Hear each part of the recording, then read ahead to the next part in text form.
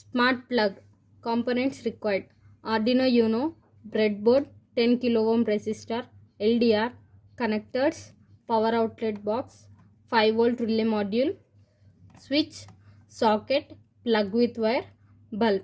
Working of the project: a power outlet box that is controlled using Arduino Uno. The project is pretty straightforward.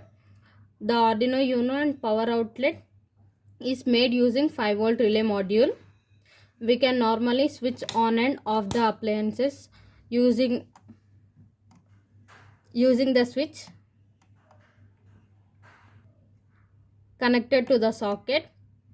As the relay is also connected to the socket, we can control the appliances using 5 volt relay.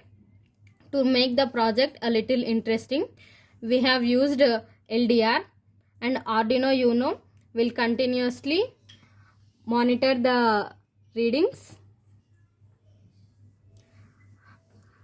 When there is no light around the LDR, the bulb will on, and when the intensity of the light increases, the bulb will switch off. We can use any appliances, but to demonstrate this project we have used a bulb. Arduino Uno controlled power outlet can be used in special appliances like sensing the water level and automatically turning the motor on.